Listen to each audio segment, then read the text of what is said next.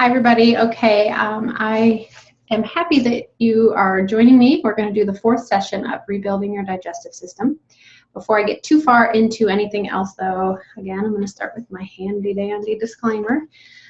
So in this video, I do not claim that any strategy, plan, or product can cure, prevent, or heal any disease or illness.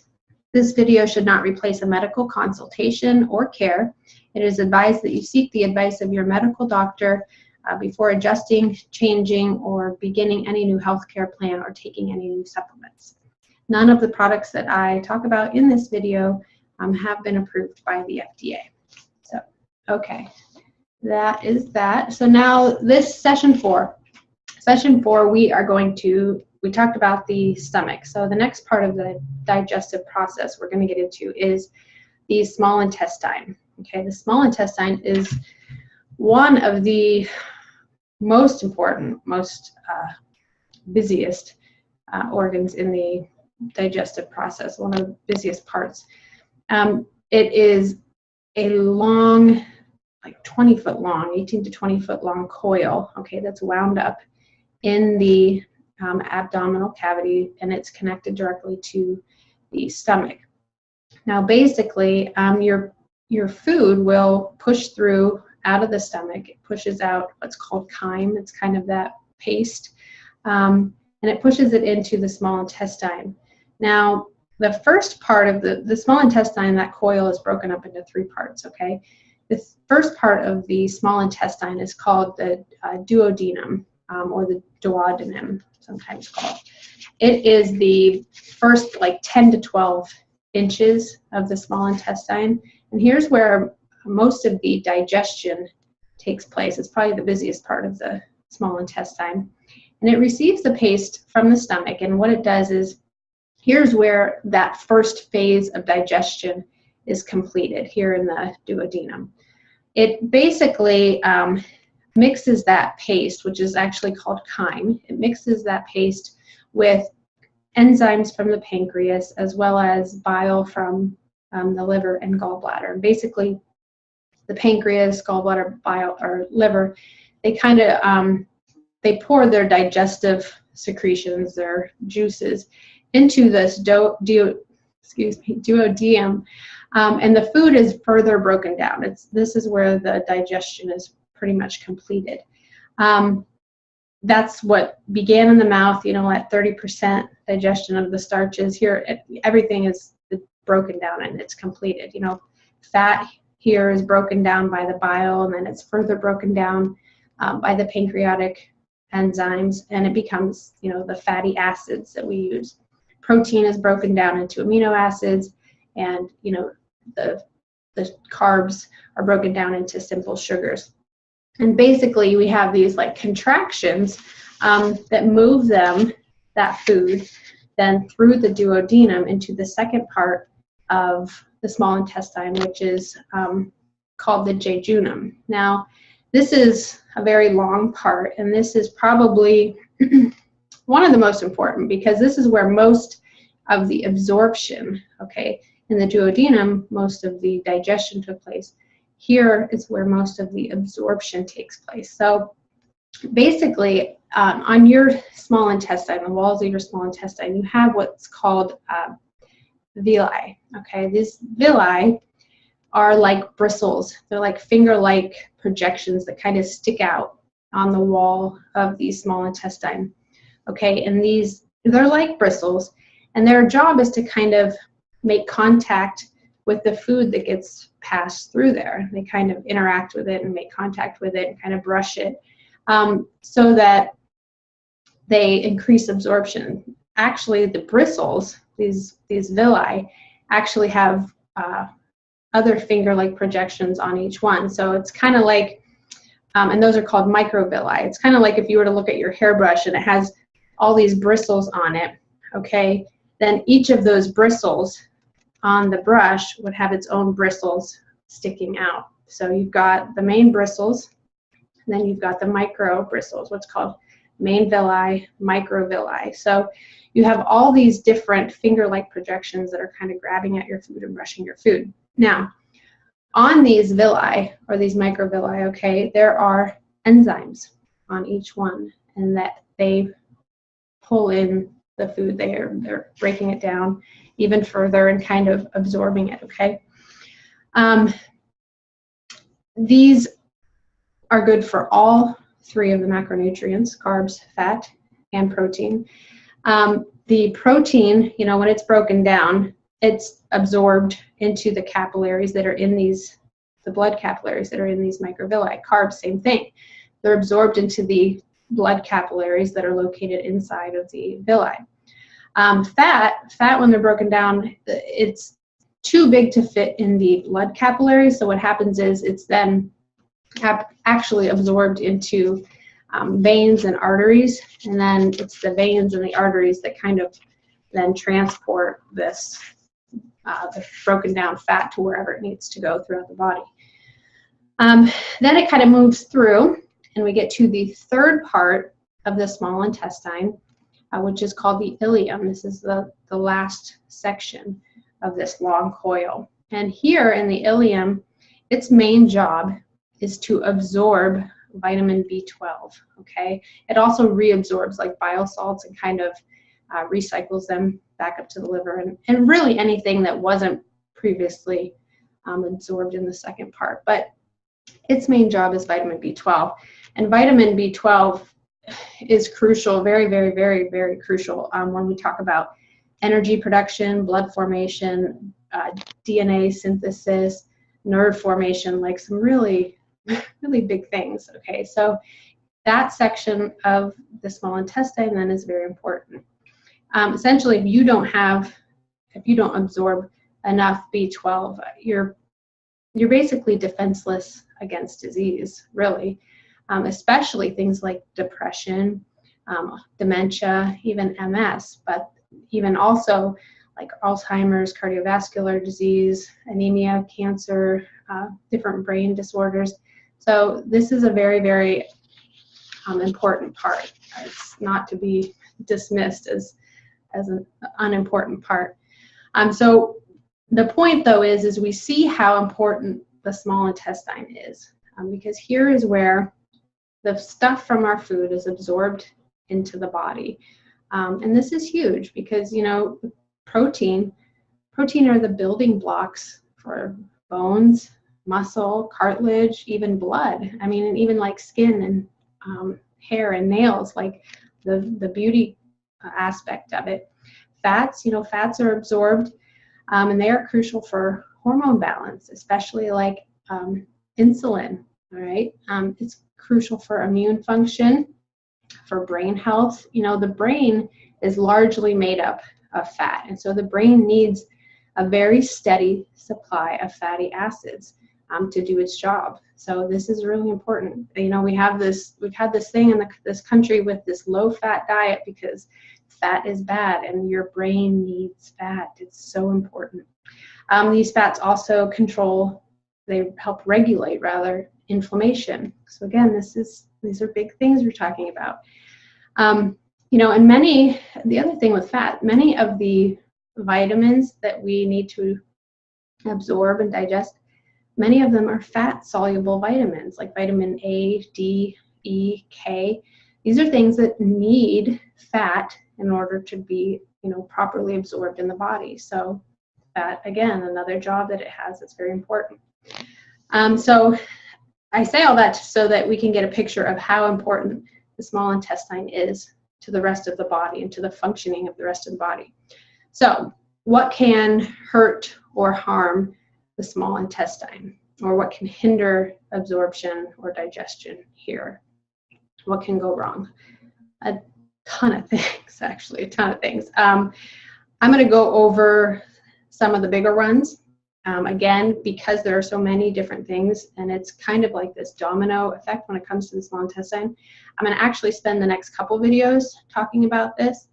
So I'm going to stay on this topic, on this part of the digestive system for a little while, but there's several things.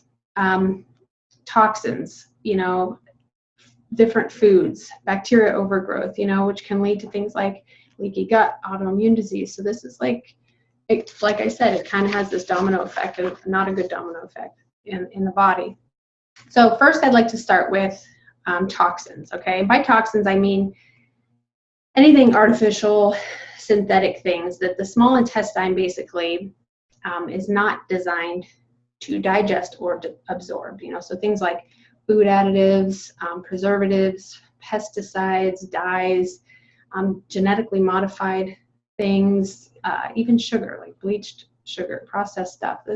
These are things that we are not made, the digestive system is not made to absorb or break down, okay? Like these villi and these enzymes, they all have a job to do for specific types of food. But we don't have any enzymes that are designed to break down or use a pesticide, an additive, a preservative, or any of these types of things. So what happens when we put them into our digestive tract and they come in contact in the small intestine with these villi and microvilli, what happens a lot of times is damage. It can damage the microvilli, it can hinder absorption. So I'm going to talk about a couple of them. The first additive that I wanted to mention was, it's a thing called titanium dioxide, okay? Now, titanium dioxide, it's a common food additive in so many things. I mean, everything from chewing gum, there's my gum thing again, bread, milk, toothpaste, lollipops, candy of all kinds, mayonnaise, donuts. It's in so many things. And here's the shame, okay? It's not required to be listed on a lot of labels. So sometimes it's not listed anywhere. You're not going to find titanium dioxide in a lot of labels. It's generally recognized as safe by the FDA. But here's what you should know, okay? There have been many studies done that have shown that titanium dioxide does actually damage the microvilli on your small intestine, and it inhibits absorption abilities. So studies have shown that this happens, that this is what it does. So when that happens, you know, you have these fewer bristles, you know, on the intestinal barrier, and if you have, it's the wall of the intestine. So when you have fewer bristles or damage on these bristles, you're weakening the wall of the intestine, the barrier in the small intestine, okay? You're slowing your metabolism down then, and you're not absorbing nutrients, like I said, especially nutrients like iron, zinc, and fatty acids, okay? These are the more difficult ones to absorb, especially with damaged villi or microvilli. These studies have also shown that it has negatively affected enzyme function, and it has increased inflammation. So there's a whole bunch of things that this is doing negatively to the body. And if it's in so many processed things, we are eating it more regularly than we know or should be. The other thing is pesticides on produce. You know, these can also damage the small intestine and villi, which actually leads me to the next thing, which is genetically modified organisms, okay? GMOs, they're called. A lot of you have probably heard that term. Now, GMOs, okay, so this is when, you know, scientists genetically engineer food crops basically to resist the effects of pesticides, so that, you know, when you go and plant a crop, that crop then is immune to the pesticide, and so farmers then can go and put more pesticides on it. They can saturate the crops, and, you know, that's going to kill more bugs, kill more weeds, and still not harm the plant because it's still going to produce produce, okay? Fruit, vegetables, whatever it is. So the problem, though, is they are saturating these with these pesticides. So the GMOs, the food that is grown, okay, then has a greater pesticide residue, and we're eating that. So we're eating a greater pesticide residue. And that then increases the risk or the damage to the villi and the wall of the small intestine. So you see how this happens. And then, you know, you have less absorption, less nutrients, and then, you know, all of a sudden we have these GMOs everywhere in everything that we're eating, mostly soybeans, corn, and wheat. Those are the big ones that are inhibiting our ability to absorb. And now we have this culture, this society that is sick. We're sick. We're a malnourished, sick society. And so you're thinking, okay, now what do we do? This is everywhere. Well, first, buy organic whenever you can, okay? Look for organic, because that way you're ensuring no pesticides or GMOs. Also, eliminate processed foods as much as you possibly can. Anything that's in a package or a can. Try and shop the perimeter of the store first. Use your grocery budget in the perimeter of the store, in the organic produce section. And then hit the aisles, okay, the middle of the store, for your things that you absolutely need, but read the labels when you're in the aisles. So that way you're limiting the number of harmful chemicals that you're putting into your small intestine. And number 3 would be take vitamins, okay? So if you're having issues, pain, indigestion, okay, in your small intestine or in that area, and you have issues and you've been eating a diet, okay, that has been filled with processed food, GMOs, non-organic foods, it's very likely that this indigestion or this pain is an indicator of being malnourished or in some way deficient in different vitamins and minerals. So I really strongly encourage you to consider a multivitamin. Now, that being said, not all multivitamins are created equal. Please, if you get nothing else out of this video, please understand this. I am actually going to, because I know that we don't have time here on this one, but I'm actually going to do another video just on vitamins after this, and I will post that. Please, please, please, please, please watch it. Please watch it. And don't skip that one like it's unimportant, okay? Because first of all, here's the thing. It has been estimated that 98% of the vitamins in America are not doing what you think they are doing in your body, okay? They are not all created equal. The majority of them are synthetic or isolated, and I will talk about what that means in that video, the vitamins video. And they are often more harmful to your body than they are beneficial, okay?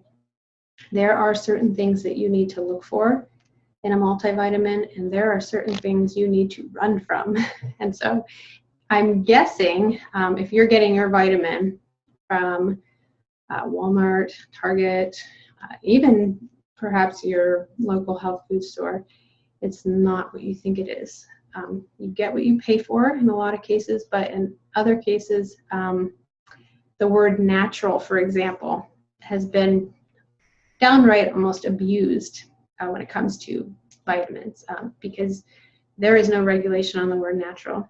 So you can put the word natural on a supplement, a vitamin, and it does not have to mean that there are actually natural vitamins that's inside that capsule or that tablet. So I will talk more about that in the next video, but please, please, please watch it.